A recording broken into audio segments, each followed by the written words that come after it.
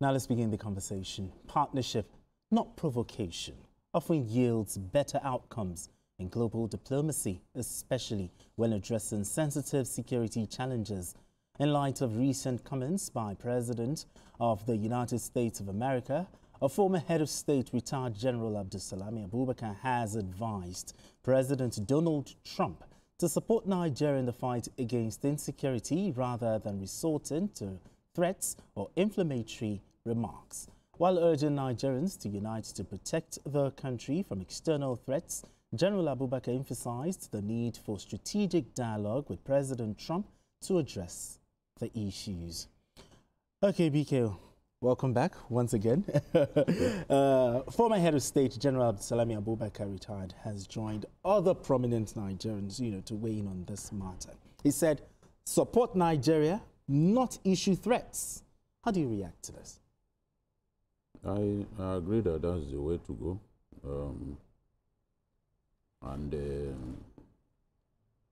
I believe that President Trump is committed to the defeat of terror in our country. Remember when President Buhari visited him shortly after he won the election, he promised to help him defeat terror. And he went ahead to allow Nigeria to have access to American weapons, the Tucano bombers that were delivered in 2 tranches. So this is not someone who is opposed to helping Nigeria. If the producers will allow us to listen to this, you will hear him express his desire to help Nigeria defeat terror. And significantly, before Trump took office, Obama refused to sell weapons to Nigeria, citing the Leahy Law. The Leahy Law was what Trump and other Republicans bypassed to allow us have access. Okay. All right, BK, let's watch President Donald Trump, when he was meeting with the former President Buhari. It's an honor to be with President Buhari of Nigeria.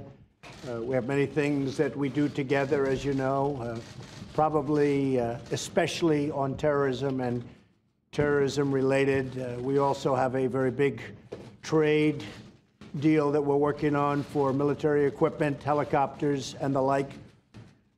We have met before. We have developed a great relationship, and we look forward to our discussion today. Very important, but again, especially as it relates to terrorism. And that's terrorism here and terrorism all over the world. It's a hotbed, and we're going to be stopping that. Also, we've had very serious problems with Christians who have been murdered, killed in Nigeria. We're going to be working on that problem, and working on that problem very, very hard, because we can't allow that to happen. Mr. President, thank you very much for being here. Thank you. Thank you very much. Thank you very Great much. honor. I thank Mr. President. Honor and very. All right, BK, you heard this is not the first time. Yes, for more than 8 years, Trump had been fixated on the story of Christians being massacred, mass murder of Christians and all that. And if he said this to our president back then, because after the president won the election, he invited him over, he wanted to help him. And he used the opportunity to talk about the killing of Christians. So it's not like he just suddenly began to think about it. And look at how strongly he said we cannot allow that to happen. So he's always been fixated on this matter. What triggered him, according to CNN, was a program that he was watching on Fox News, where they were talking about Nigerian Christians being murdered in thousands and all that. And according to CNN, immediately came down from Air Force One. He directed his guy in the department, The War Department. the War Department. He named it War Department rather than Defense Department, to prepare to take action against Nigeria. One thing is certain: no one is saying people are not being killed, but a misreading of the situation is to make it look like only Christians are being killed in large numbers. When Boko Haram attacks a community, once that community is not in southern Kaduna, for example, southern Borno, even in southern Borno, there are many communities that are dominated by Christians. Muslims. Okay, Muslims. Okay. Yes, it's not like every part of southern Borno. In fact, Bayo, local government in southern Borno, you have indigenous Fulanis, and you can't say those ones are Christians. I don't want to go so much into that. But the point that I'm making is that the misinformation out there, the propaganda out there is that, oh, Christians are being killed in large numbers. But they do not talk about Muslims who are also being killed in large numbers. Exactly. In August, in Katsina, 50 Muslims were killed inside their mosque. Yeah, worshippers. Some were shot, some were even burnt alive. The way it happens in the northwest, Zamfara, Katsina, and some parts of Kaduna, not southern Kaduna now, when the bandits attack, especially reprisal attacks, maybe vigilantes stood up to them and they lost some of their men. When they come back, they burn down entire villages, leading to the death of people in huge numbers. When such people die, they are usually Muslims. It depends on where the attack has taken place. Okay. You understand? If it's in Zamfara, Zamfara is predominantly Muslim. I'm not saying we don't have indigenous Christians. There is no state in Nigeria where you don't have indigenous Christians. There's no state. Whether it's Katsina, whether it's Kaduna, whether it's Sokoto, whether it's even Kano, they are indigenous. Whether it's Zamfara, they are indigenous Christians. They may not be in large numbers. Okay. But I'm saying that where the attack happens determines the preponderance of a particular faith. Okay. In terms of the fatality numbers. If people are killed, places like Baga in Borno, we've seen people killed in hundreds in that place. It's usually the Muslims. Because in Baga is heavily dominated by Muslims. And we've seen cases like that. When people get killed in those places that the bandits in Zamfara usually attack, most of the time is the Muslims that get killed in high numbers. We've seen Shiites killed, even in hundreds in our country. Those people too, their lives are not more important. Their lives matter too. And Delegiwa made this point that we should not be talking even about numbers. We should be talking about the fact that no one deserves to die in the circumstances that we are talking about. So, for me, there is a need, just as General Abdulsalami has said, there's a need for us to work on diplomacy. I welcome President Trump assisting us in dealing decisively with these killings, whether because a lot of them are the result of communal conflicts and all that. Many people don't know that today in northern Nigeria, there is a big conflict leading to loss of lives between the Hausa and the Fulani. The Hausa are predominantly farmers. Okay. The Fulani are herders. Pastoralist. Yes. So the conflict arising from your cattle came into my farm, leading to loss of lives, is between those two ethnic nationalities. So we need to defeat terror. Yes. We need to defeat banditry. If America will help, the way they have helped, and there are many ways by which they can help with the technology that they are blessed with. The same way they help Israel. They help Israel a great deal. Yes. So we are saying that is better than to say, oh, you want to come and help us to bomb. No, we don't need them to come into Nigeria and drop bombs. We need them to assist. And I'll be happy if maybe just one takeaway from this whole saga, if this drives us to ramp up our efforts to defeat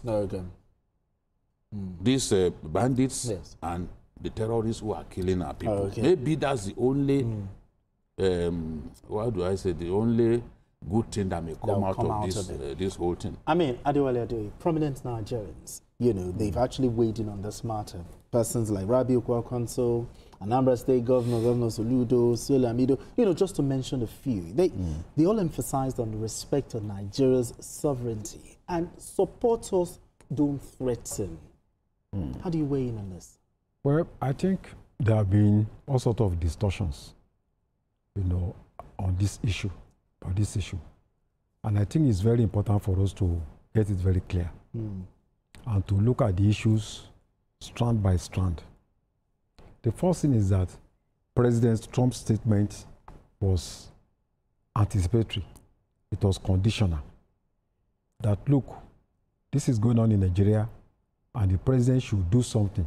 If not, the US may be forced to take unilateral action. The other angle also is that, just like Babangida said, there have been killings going on for so many years. And there are different types of killings with different mission. There are those that are Muslims that are killing fellow Muslims. There are situations where Christians have been major targets, especially where you have predominant Christian communities. We also have bandits that are just killed at random. They don't know your faith. They don't care about your faith. They are criminals. So if you say, are there Christians being killed in Nigeria? The answer is yes. Are Muslims being killed in Nigeria? The answer is yes. Do we have people who have the agenda they don't want to Islamize Nigeria? The answer is yes. Do we have people who are politicians, who are big men, who are supporting terrorism? The answer is yes. So now, it is now left for us to see how we can turn around this message from the President of America to our own advantage. Because when people are talking about sovereignty, yes, it is part of the 7 principles of the United Nations. One of them is principle of sovereignty. One of them is principle of non-interference in the affairs of other countries. But over the years, we have seen these laws broken by different interests. In fact, since 1776, the American government has invaded no fewer than 70 countries. The UK is even worse. UK has invaded at least about 90% of countries in this world. Out of 200 countries, it's only 22 countries that the UK has not invaded. So in terms of international law, people don't actually stick strictly to it. And it's not also absolute.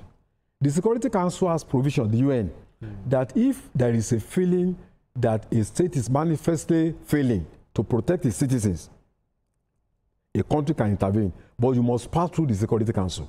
But this has been broken several times by the US and Britain. Now, the other distortion is that people, you read that, oh, Trump wants to attack Nigeria. And they try to present this as if Trump is looking for regime change. They are trying to liken Nigeria to Iraq, to Afghanistan, to Libya. Trump is not saying that he wants to come and attack Nigeria. He's saying he wants to attack terrorist cells in Nigeria. Trump is not looking for a change of regime, you know, of the current government. So for me, I think what we need is constructive engagement we need to up the antenna of our international relations. How robust has been our engagement with this government since it came about less than 2 years ago? Then, in terms of our foreign policy, do we have career diplomats or we have politicians? Earlier today, we heard news that there are moves to appoint new ambassadors. We need to focus on career diplomats. You think it's a strategic response? It's good. The career diplomats, not when you pick an ambassador to the US, the next thing he's thinking is that he wants to be the governor of his state. So he's actually working towards that. He's not concerned about actually doing his work as a diplomat.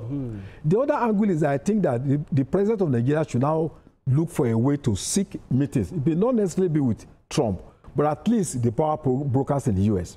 And I think it's not a meeting between the president where you'll be talking about ministers, senate president. It needs to go with people that matter. There are people that command global respect in this country. One of them is Father Kuka. Okay. One of them is, Pastor Adeboye.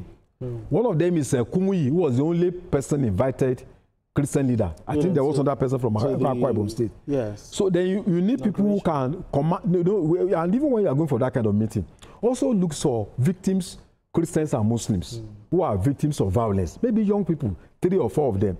We have this man from Plateau State, I think Abdullahi Abubakar, who saved 300 Christians. Okay, the man that was the imam of a mosque. I was given a national award. Well, he'll be very old now, maybe about almost 90 years, because that was 2018.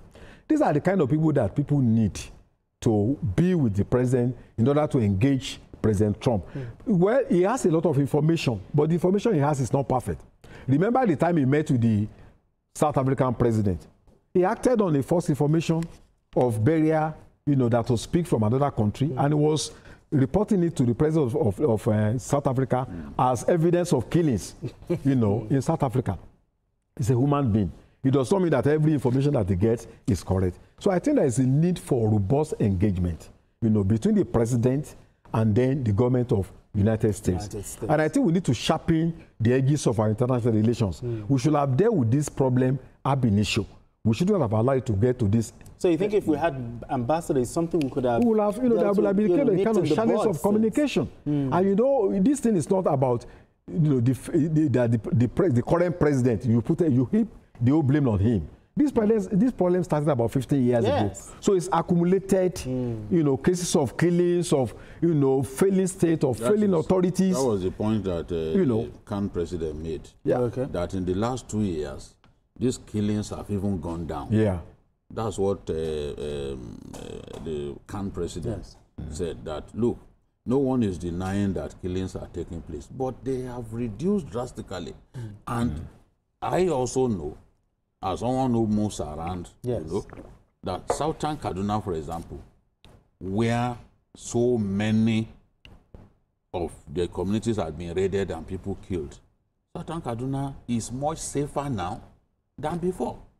For example, the places that I went to in Kaduna State, I didn't use a single policeman. I moved around. And there was a time that even our vehicle broke down. We had the electrical issues. And you were not scared. You on the felt way, safe. yes, on the way to Pambegua, you are right there. You will see the video, surrounded by hills, which serves as foliage for bad people. But we were confident that, look, things have changed. Those areas are far more secure now. So it's unfortunate that some people are trying to politicize this matter. You see, some people, their comments are very predictable on this matter. And because they do not like the person who is in government. But it is your country, it's about your country. And that is the point that General Salami was making. Let me try to quote him. He said that we should be focused on national unity, diplomacy, and restraint. And he described what is going on as a serious external provocation. This is a moment for Nigerians to protect the sovereignty and integrity of our nation. We must not allow external influences or inflammatory statements to divide us. Unity, wisdom, and diplomacy must take precedence over division and pride at this critical time. So that is the the point.